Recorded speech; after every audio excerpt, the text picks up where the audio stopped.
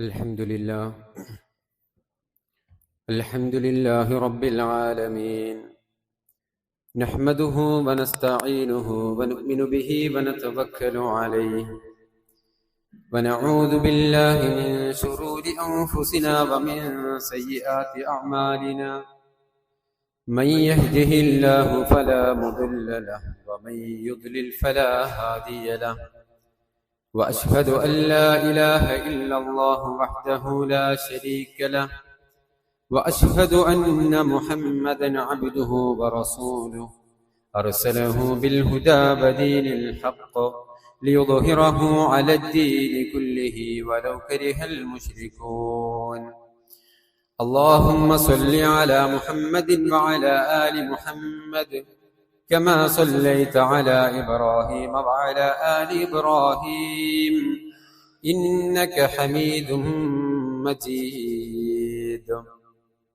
اللهم بارك على محمد وعلى آل محمد كما باركت على إبراهيم وعلى آل إبراهيم إنك حميد مجيد. أما بعد فإن خير الكلام كلام الله، وخير السنن سنن محمد صلى الله عليه وسلم، وشر الأمور محدثاتها، وكل محدثة بدعة، وكل بدعة ضلالة، وكل ضلالة في النار. أعوذ بالله السميع العليم من الشيطان الرجيم. يا أيها الذين آمنوا اتقوا الله حق تقاته ولا تموتن إلا وأنتم مسلمون. يا أيها الذين آمنوا اتقوا الله وقولوا قولا سديدا يصلح لكم أعمالكم ويغفر لكم ذنوبكم، ومن يطع الله ورسوله فقد فاز فوزا عظيما. بسم الله الرحمن الرحيم. يا أيها الذين آمنوا كتب عليكم القصاص في القتلى، الحر بالحر والعبد بالعبد والأنثى بالأنثى، فمن عفي له من أخيه شيء فاتباع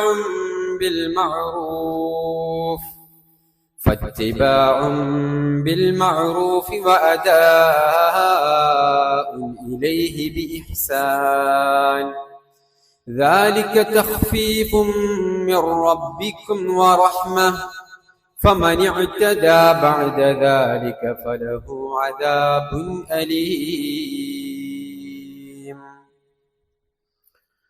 ഏറെ സ്നേഹം നിറഞ്ഞ സത്യവിശ്വാസികളെ, വിശ്വാസിനികളെ, റഹ്മാനും റഹീമുമായ അല്ലാഹു സുബ്ഹാനഹു വ തആലയുടെ വിധിവിലക്കുകളും നിയമനിർദ്ദേശങ്ങളും ജീവിതത്തിന്റെ മുഴുവൻ സന്ദർഭങ്ങളിലും കാത്തു സൂക്ഷിച്ച് തഖ്വയോടുകൂടെ ജീവിതം മുന്നോട്ട് നയിക്കണേ എന്ന് ആമുഖമായി എന്നോടും നിങ്ങൾ ഓരോരുത്തരോടും വസിയ്യത്ത് ചെയ്യുകയാണ്, ഉപദേശിക്കുകയാണ്. അല്ലാഹു സുബ്ഹാനഹു വ തആല നമ്മെ എല്ലാവരെയും അവന്റെ മുത്തഖീങ്ങളായ സ്വാലിഹീങ്ങളായ അടിമകളുടെ കൂട്ടത്തിൽ ഉൾപ്പെടുത്തി അനുഗ്രഹിക്കുമാറാവട്ടെ. സഹോദരങ്ങളെ,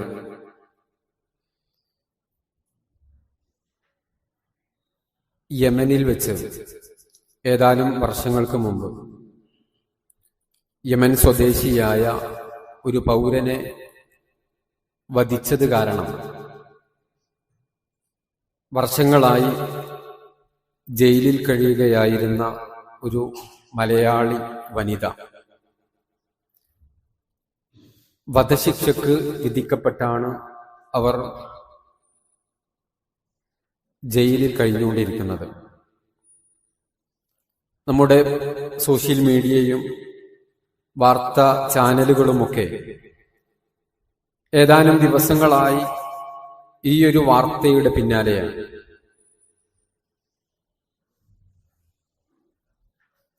ഈയൊരു വാർത്തയുമായി ബന്ധപ്പെട്ട് അനുകൂലമായും പ്രതികൂലമായും പല ചർച്ചകളും സോഷ്യൽ മീഡിയയിലൂടെ നടക്കുന്നുണ്ട്.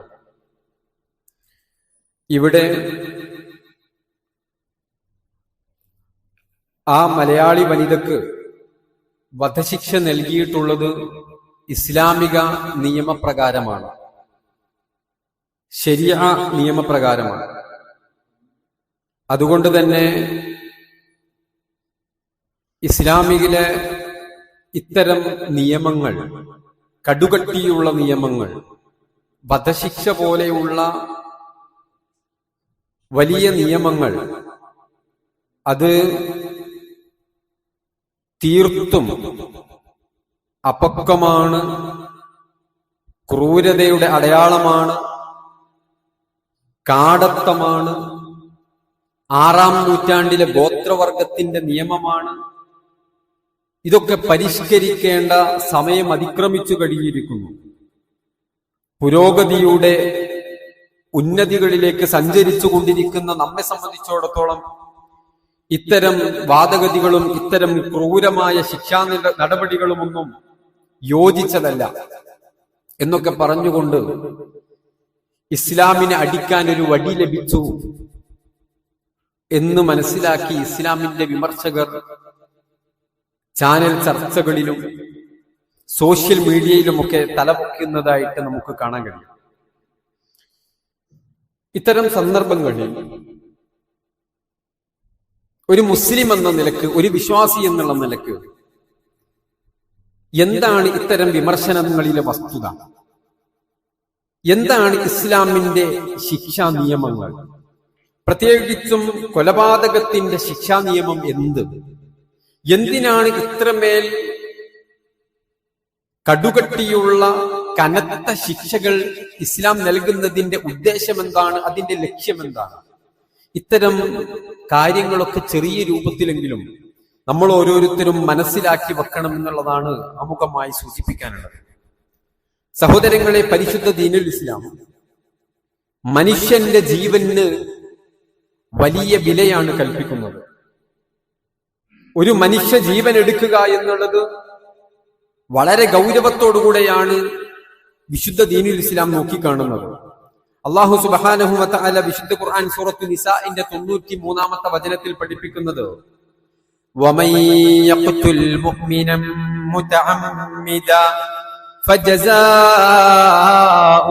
ജഹന്നം ഖാലിദൻ ഫീഹാ വഗദിബ അല്ലാഹു അലൈഹി വലഅനഹു വഅഅദ്ദ ലഹു അദാബൻ അദീമാ. ഒരു വിശ്വാസിയെ, ഒരു മനുഷ്യനെ ആരെങ്കിലും മനഃപൂർവമായി വധിക്കുകയാണെങ്കിൽ, ജീവൻ എടുക്കുകയാണെങ്കിൽ ഫജസാഉഹു ജഹന്നം, അയാൾക്ക് പ്രതിഫലം നൽകപ്പെടുന്നത് നരകമാണ്. അയാൾ നരകത്തിൽ തന്നെയാണ്. എങ്ങനെയാണ് നരകത്തിൽ പല പ്രവേശനങ്ങളുണ്ട്. എന്നാൽ നരകത്തിൽ നിന്ന് അയാളുടെ പാപത്തിന്റെ ആ ഒരു കറ കഴുകിക്കളഞ്ഞ് അതിന്റെ ശിക്ഷ അനുഭവിച്ച് സ്വർഗത്തിലേക്ക് വരാൻ സാധിക്കോ? അള്ളാഹു പറയുന്നു ഖാലിദൻ ഫീഹാ, ശാശ്വതനായി അയാൾ നരകാവകാശിയായിരിക്കും. വഗദിബല്ലാഹു അലൈഹി, അയാൾക്ക് അള്ളാഹുവിന്റെ കോപശാപങ്ങളുണ്ട്. വലഅനഹു, അള്ളാഹുവിന്റെ ശാപങ്ങളും അയാൾക്ക് നേരെയുണ്ട്. വഅഅദ്ദ ലഹു അദാബൻ അദീമാ, നരകത്തിൽ അയാളെ പ്രതീക്ഷിച്ചിരിക്കുന്നത് വേദനാജനകമായ ഭീകരമായ ശിക്ഷകൾ തന്നെയാണ്. നോക്കൂ, ഒരു മനുഷ്യന്റെ ജീവൻ എടുത്താൽ അയാൾക്ക് ലഭ്യമാകുന്ന ശിക്ഷകളെ കുറിച്ച്, അള്ളാഹുവിന്റെ ശാപകോപങ്ങളെ കുറിച്ച്, നരകത്തിൽ അയാൾക്ക് ഒരുക്കി വെച്ച ശിക്ഷയെക്കുറിച്ച്, നരകത്തിൽ അയാൾ ശാശ്വതനാണ് എന്ന കടുകട്ടിയുള്ള പദപ്രയോഗങ്ങളിലൂടെ ഒരു മനുഷ്യന്റെ മനസ്സിനെ അത്തരം തിന്മകളിൽ നിന്ന് പറിച്ചെടുക്കുകയാണ് വിശുദ്ധ ഖുർആൻ ചെയ്യുന്നത്. വളരെ ഗൗരവത്തോടെ നോക്കൂ, സൂറത്തുൽ മാഇദ 32-ാമത്തെ വചനം അല്ലാഹു പറയുന്നു മൻ ഖതല നഫ്സൻ ബിഗൈരി നഫ്സിൻ ഔ ഫസാദിൻ ഫിൽ അർദ് ഫകഅന്നമാ ഖതലൻ നാസ ജമീഅ. ഒരു മനുഷ്യൻ അകാരണമായി ഒരു മനുഷ്യന്റെ ജീവൻ എടുത്താൽ ഫകഅന്നമാ ഖതലൻ നാസ ജമീഅ, ഈ ഭൂമിയിൽ ദിവസിക്കുന്ന മുഴുവൻ മനുഷ്യരെയും കൊലപ്പെടുത്തിയതിന് തുല്യമായ ഗൗരവമേറിയ പാപമാണ് അവൻ ചെയ്തിട്ടുള്ളത്. ഒരു മനുഷ്യന്റെ ജീവൻ എടുത്തിട്ടുള്ളൂ. പക്ഷേ അള്ളാഹ് പഠിപ്പിക്കുന്നത് എങ്ങനെയാണ്? ഈ ഭൂലോകത്തുള്ള സകല മനുഷ്യരുടെയും ജീവൻ എടുത്തതിന് തത്തുല്യമായ പ്രവർത്തനമാണ്, ഗൗരവമേറിയ പാപമാണ് അയാളുടെ ജീവിതത്തിൽ ഉണ്ടായത് എന്നാണ്. നോക്കൂ, ഇത്ര ഗൗരവത്തോടുകൂടെയാണ് ഒരു മനുഷ്യന്റെ ജീവൻ എടുക്കുന്നതിനെ അല്ലാഹു സുബ്ഹാനഹു വ തആല പഠിപ്പിക്കുന്നത്. വീണ്ടും റസൂലുള്ളാഹി സ്വല്ലല്ലാഹു അലൈഹി വസല്ലം പറഞ്ഞു, അവ്വലു മാ യുഖ്ദാ ബൈനന്നാസി യൗമൽ ഖിയാമ ഫിദ്ദിമാ. പാരത്രിക ലോകത്ത് ഒന്നാമതായി വിചാരണക്കെടുക്കുന്ന വിഷയം അദ്ദിമാ. ഏതാ വിഷയം? കൊലപാതകമാണ്, രക്തച്ചൊരിച്ചിലുകളാണ്. ഇതിനുള്ള പ്രതിക്രിയ, ഇതിനെ സംബന്ധിച്ചുള്ള വിചാരണയാണ് ഖിയാമത്ത് നാളിൽ ഒന്നാമതായി നടത്തപ്പെടുക എന്ന് റസൂലുള്ളാഹി സ്വല്ലല്ലാഹു അലൈഹി വസല്ലം. ഈ ദുനിയാവിൽ എന്തൊക്കെ വിഷയങ്ങളുണ്ട്, എന്തൊക്കെ പ്രവർത്തനങ്ങളുണ്ട്, എന്തൊക്കെ തിന്മകളുണ്ട്, എന്നാൽ അതിൽ ഒന്നാമതായി പരലോകത്ത് ശിക്ഷയ്ക്ക് വിചാരണയ്ക്ക് വേണ്ടി എടുക്കപ്പെടുന്നത് അത് കൊലപാതകത്തെ കുറിച്ചാണ്, രക്തച്ചൊരിച്ചിലിനെ കുറിച്ചാണ് എന്ന് റസൂലുള്ളാഹി സ്വല്ലല്ലാഹു അലൈഹി വസല്ലം. ഇങ്ങനെ ഇതുമായി ബന്ധപ്പെട്ട ഒട്ടനവധി ആയത്തുകൾ നമുക്ക് കാണാൻ കഴിയും. വലാ തഖ്തുലുൻ നഫ്സല്ലതി ഹറമല്ലാഹു ഇല്ലാ ബിൽ ഹഖ്. അന്യായമായി ഒരു മനുഷ്യ ജീവൻ പോലും നീ അപഹരിക്കരുത്. സൂറത്ത് അൻആമിന്റെ 151-ാമത്തെ വചനമാണ്. ഇങ്ങനെ വൻപാപങ്ങളെ കുറിച്ചിട്ട് നബി സല്ലല്ലാഹു അലൈഹി വസല്ലം പറഞ്ഞു. മനുഷ്യ ജീവിതത്തിൽ ഉണ്ടാകുന്ന ഒരുപാട് പാപങ്ങളുണ്ട്. അതിൽ 7 സബ്ഉൽ മുബിഖാത്ത് എന്ന് നമ്മൾ പറഞ്ഞു പഠിച്ച 7 വൻപാപങ്ങൾ. അതിൽ നബി സല്ലല്ലാഹു അലൈഹി വസല്ലം എണ്ണിയതൊന്ന് വഖത്ലുൻ നഫ്സില്ലതി ഹറമല്ലാഹു ഇല്ലാ ബിൽ ഹഖ്. അല്ലാഹ് എടുക്കൽ നിഷിദ്ധമാക്കിയ, ഹറാമാക്കിയ മനുഷ്യ ജീവൻ അത് അപഹരിക്കലാണ്.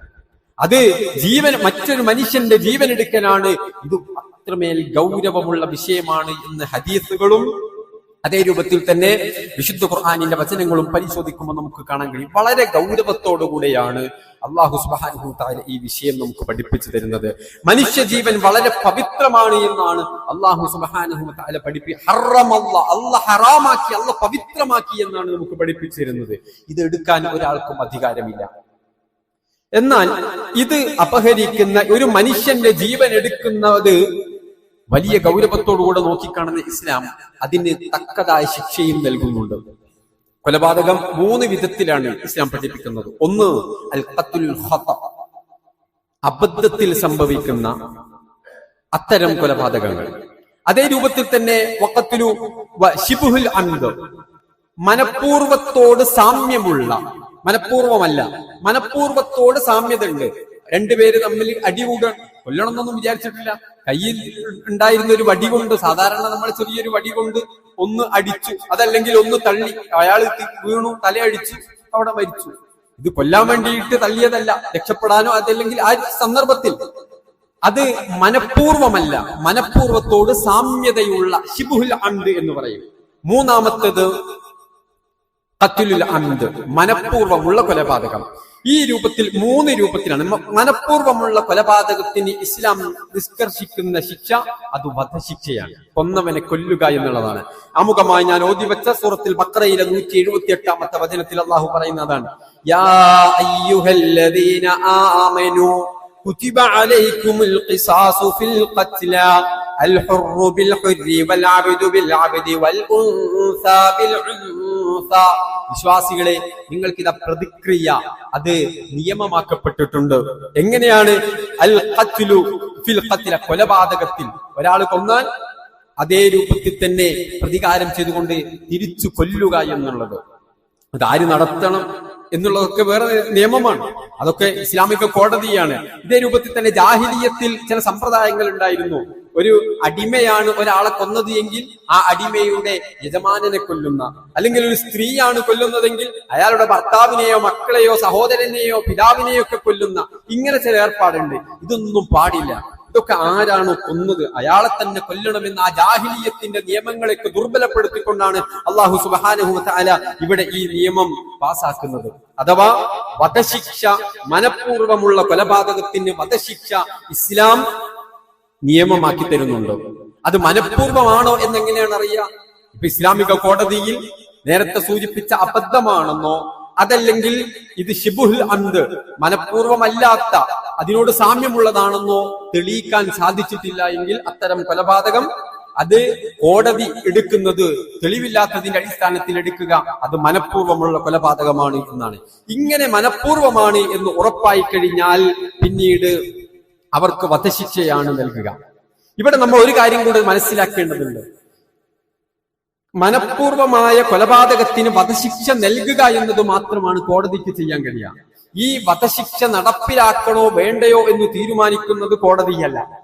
അവിടെ ആരാണോ ഇര, ആരാണോ കൊലക്ക് പാത്രമായിട്ടുള്ളത്, അവരുടെ കുടുംബാംഗങ്ങൾ, മാതാപിതാക്കൾ, സഹോദരങ്ങൾ അടങ്ങുന്ന ആ കുടുംബാംഗങ്ങളൊക്കെ തീരുമാനിക്കാം അവനെ കൊല്ലണോ കൊല്ലണ്ടേ.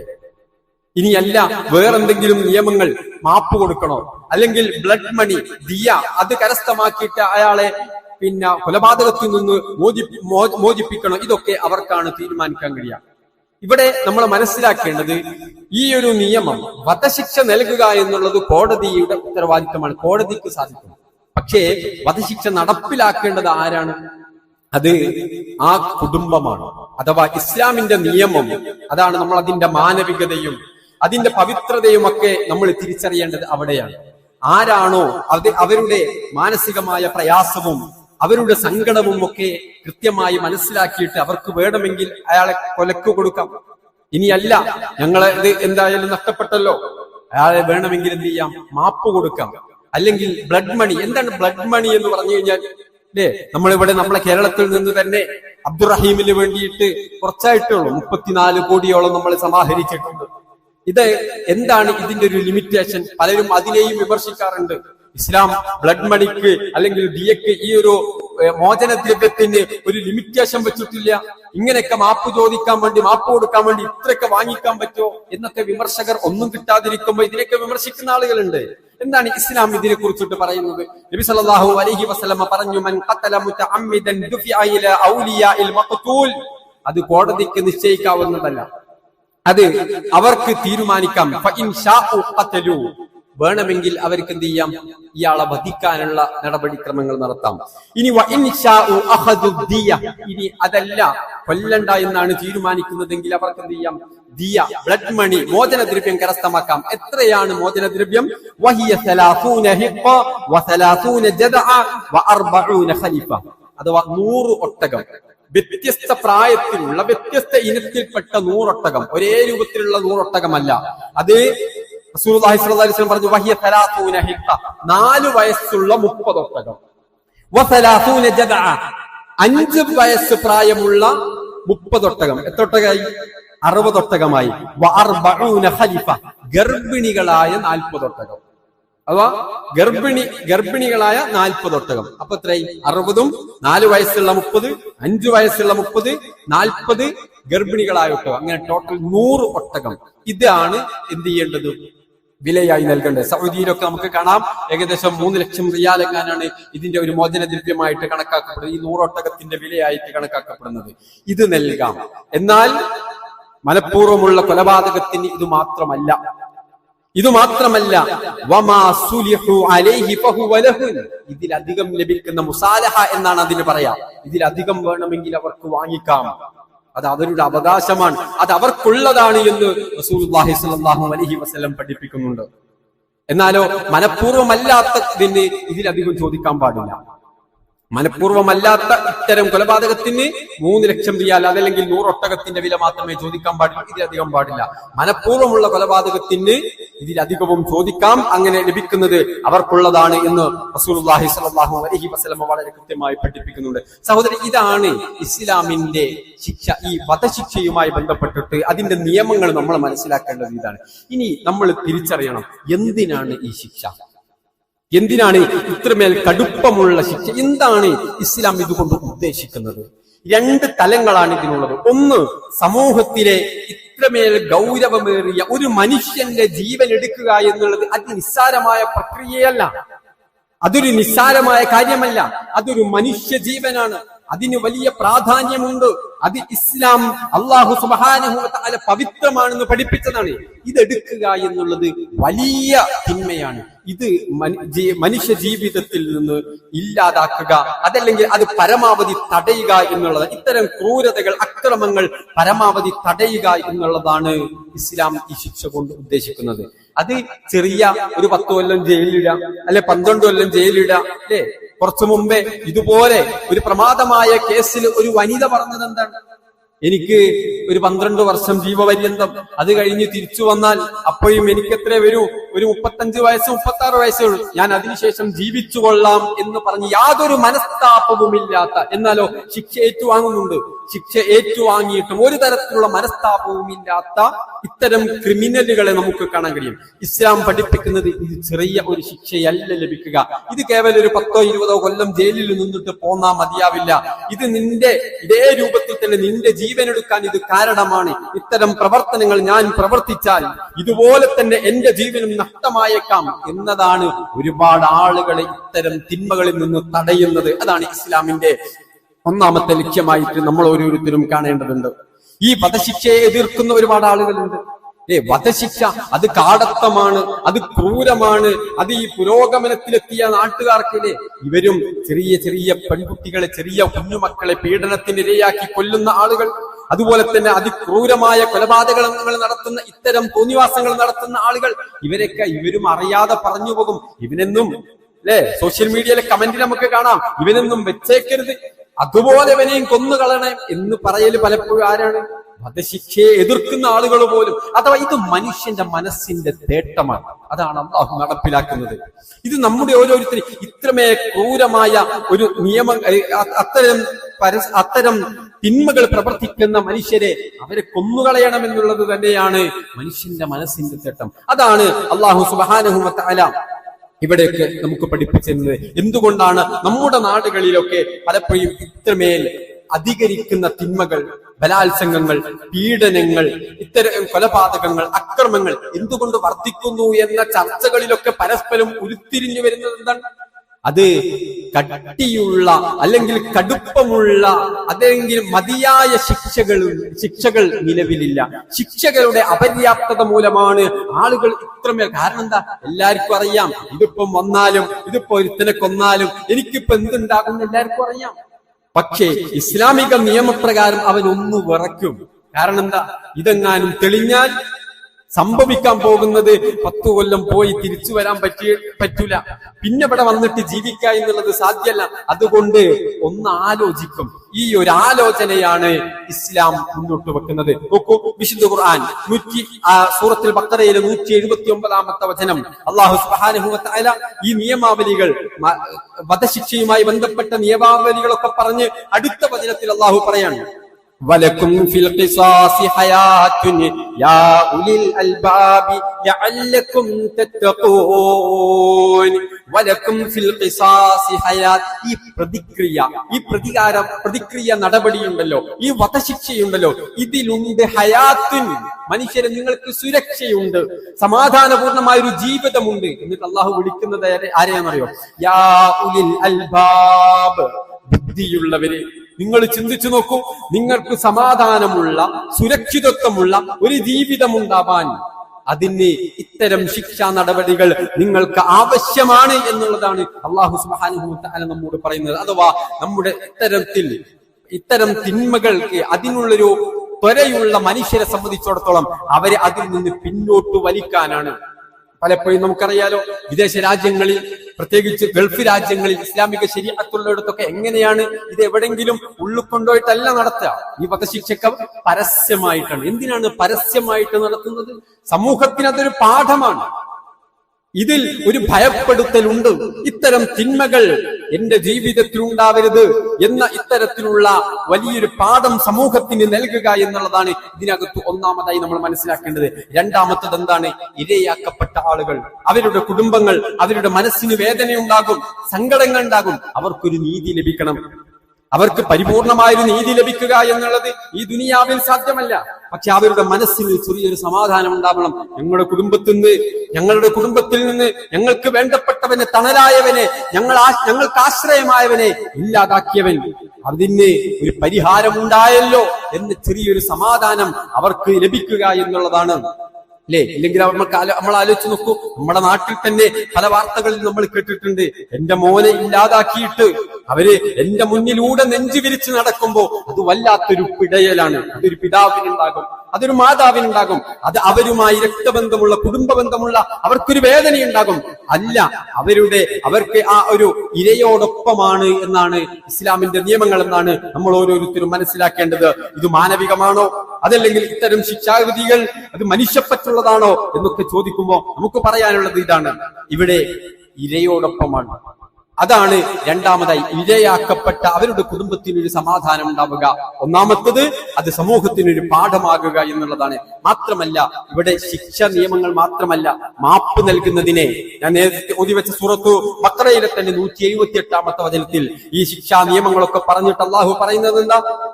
ഫമൻ ഉഫിയ ലഹു മിൻ അഖീഹി ശൈഉൻ ഫത്തിബാഉൻ ബിൽ മഅറൂഫി വഅദാഉൻ ഇലൈഹി ബിഇഹ്സാൻ.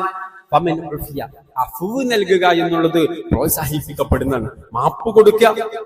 ഇനി ആ ദിയ നൽകുന്നുണ്ടെങ്കിൽ ദിയ ചോദിച്ചിട്ടാണ്, ബ്ലഡ് മണി വാങ്ങിയിട്ടാണെങ്കിൽ അത് കൃത്യമായി കൊടുക്കണം, അത് വാങ്ങണം. അത് അങ്ങോട്ടും ഇങ്ങോട്ടും കരാറും കാര്യങ്ങളൊക്കെ പറഞ്ഞ് അത് വാങ്ങുക എന്നല്ലാതെ അല്ലാഹുവിൽ നിന്നുള്ള ഒരു ലഘൂകരണമാണ്, അല്ലാഹുവിന്റെ ഒരു കാരുണ്യമാണ്.